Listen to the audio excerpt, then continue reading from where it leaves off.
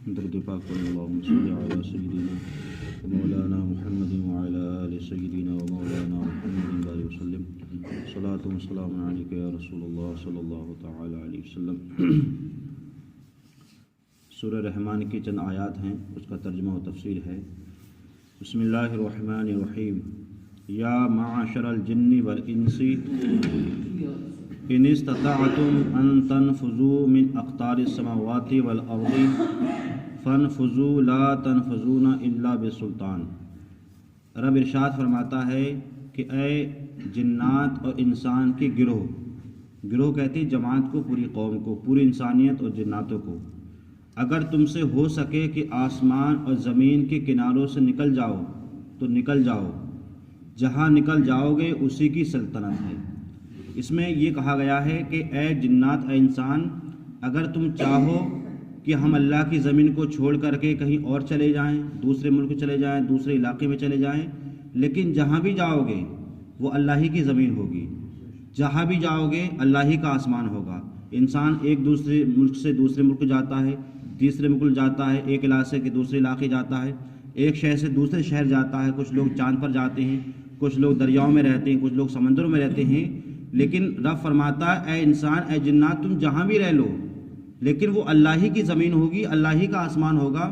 تم اللہ کی زمین اور اللہ کے آسمان کو چھوڑ کر کہیں نہیں جا سکتے، جہاں بھی جاؤ گے اللہ کا آسمان پاؤ گے اور اللہ کی زمین پاؤ گے۔ تو مراد یہ ہے کہ اللہ جہاں بھی جو حکومت ہے وہ اللہ ہی کی حکومت ہے، جو زمین ہے وہ اللہ ہی کی زمین ہے، جو آسمان ہے وہ اللہ ہی کا آسمان ہے، کسی اور کا آسمان نہیں ہے، کسی اور کی حکومت نہیں ہے۔ فَبِأَيِّ آلَاءِ رَبِّكُمَا تُكَذِّبَانِ، تو اپنے رب کی کون سی نعمت جھٹلاؤ گے۔ یُرْسَلُ عَلَيْكُمَا شُوَاظٌ مِّن نَّارٍ وَنُحَاسٌ فَلَا تَنتَصِرَانِ، تم پر چھوڑی جائے گی بے دھواں کی آگ اور لپٹ، اور بے لپٹ کا کالا دھواں، تو پھر بدلہ نہ لے سکو گے۔ مطلب اللہ تعالیٰ نے قیامت کا منظر یہ ملاحظہ فرمایا ہے کہ کل قیامت کے دن جب جو ہے تم لوگ قبروں سے اٹھو گے اور تمہارے ساتھ جب حساب و کتاب ہوگا تو دو گروہ ہوں گے، ایک جنتی گروہ ہوگا، ایک جہنمی گروہ ہوگا۔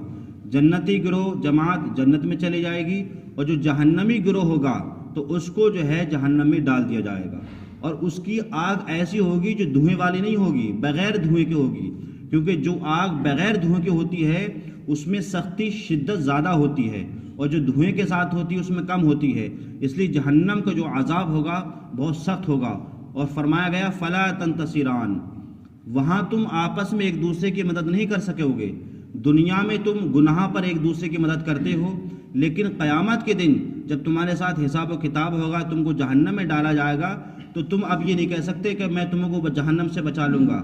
اب تمہارا جو فیصلہ حق ہوگا وہ حق ہو جائے گا، وہاں تمہاری کوئی مدد نہیں کر سکتا۔ مدد سے مراد یہاں آپس میں لوگ جہنمی، مطلب ایک جہنمی دوسرے جہنمی کی کوئی مدد نہیں کر سکتا، کیونکہ جو اٹل فیصلہ رب کا وہ یہی ہے۔ فَبِأَيِّ آلَاءِ رَبِّكُمَا تُكَذِّبَانِ، تو تم اپنے رب کی نعمت کو کون سی نعمت جھٹلاؤ گے۔ فَإِذَا انشَقَّتِ السَّمَاءُ فَكَانَتْ وَرْدَةً كَالدِّهَانِ، رب فرماتا ہے پھر جب آسمان پھٹ جائے گا تو گلاب کے پھول سا ہوگا، جیسے سرخ تری ہوتی ہے، سرخ نری ہوتی ہے۔ مطلب قیامت کی سختی اور اس کی ہولناکی اتنی ہوگی کہ آسمان اتنا مضبوط ہے، لیکن قیامت جب قائم ہوگی تو آسمان بھی کیا ہے پھٹ کر کے ایسا ہو جائے گا جیسے گلاب کے پھول اور اس کی جو نری ہوتی ہیں اس طرح ہو جائے گا۔ اب آپ اس سے اندازہ لا سکتے ہیں کہ آسمان کتنا مضبوط ہے اور کب سے قائم ہے، بغیر کولم کے ہے اور بغیر سریوں کے ہے، بغیر سیمنٹ کے ہے۔ رب نے جس طاقت کے ساتھ اس کو بنایا ہے، آج تک اس کا نہ پھٹن آئی ہے، نہ گلن آئی ہے، نہ ٹوٹا ہے، کچھ بھی نہیں ہوا ہے۔ لیکن قیامت کی سختی ایسی ہوگی، جب قیامت قائم ہوگی تو یہ مضبوط آسمان بھی کیسا ہو جائے گا، گلاب کی طرح ہو جائے گا جیسے نری ہوتی ہے۔ تو جب آسمان مضبوط ہے یہ پھٹ جائے گا تو پھر انسان کا کیا حال ہوگا۔ وہی انسان اچھے ہوں گے جن کے اعمال اچھے ہوں گے۔ تو رب فرماتا فَبِأَيِّ آلَاءِ رَبِّكُمَا تُكَذِّبَانِ، تو اپنے رب کی کون سی نعمت کیا ہو جھٹلاؤ گے۔ فَيَوْمَئِذٍ لَا يُسْأَلُ عَنْ ذَنبِهِ إِنسٌ وَلَا جَانٌ، اس دن گناہگار کے گناہ کی پوچھ نہ ہوگی کسی آدمی اور جن سے۔ مطلب کسی آدمی سے نہیں پوچھا جائے گا بھائی تم نے کتنے گناہ کیے تھے، نہ کسی جن سے پوچھا جائے گا کہ تم نے کتنے گناہ کیے تھے، بلکہ اس انسان اور اس جنات کی حیت ہی ایسی ہو جائے گی کہ فرشتے اور اللہ پہچان لے گا کہ انسان گناہ گار ہے یا انسان نیکوکار ہے، یہ انسان جنتی ہے یا انسان کیا جہنمی ہے۔ کسی سے نہیں پوچھا جائے گا بھائی تم نے دنیا میں تم 60 سال رہے، تم نے کتنے گناہ کیے، کتنی نیکیاں کی، اس کی جسم، اس کی صورت، حیت یہ بتا دے گی کہ انسان گناہ گار ہے۔ وہی فرماتا ہے اس دن گناہ گار کے گناہ کی پوچھ نہ ہوگی کسی آدمی اور جن سے، مطلب کسی جنات سے نہیں پوچھا جائے گا تم نے کتنے گناہ کیے، کسی انسان سے نہیں پوچھا جائے گا تم نے کتنے گناہ کیے، بلکہ کیا ہوگا فَبِأَيِّ آلَاءِ رَبِّكُمَا تُكَذِّبَانِ، تو اپنے رب کی کون سی نعمت جھٹلاؤ گے۔ يُعْرَفُ الْمُجْرِمُونَ بِسِيمَاهُمْ فَيُؤْخَذُ بِالنَّوَاصِي وَالْأَقْدَامِ، مجرم اپنے چہرے سے پہچانے جائیں گے تو ماتھا اور پاؤں پکڑ کر جہنم میں ڈال دیے جائیں گے۔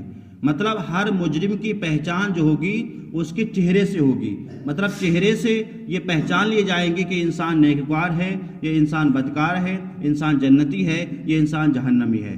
اب جو لوگ جہنمی ہوں گے تو ان کو جو جہنم میں ڈالا جائے گا، ایسے نہیں چلا گا بھائی آؤ آپ کو جہنم میں ڈال رہے ہیں، بلکہ ان کی حالت کیا ہوگی کہ پاؤں پکڑ کر اور جہنم میں ان کو گھسیٹ کر لے جایا جائے گا۔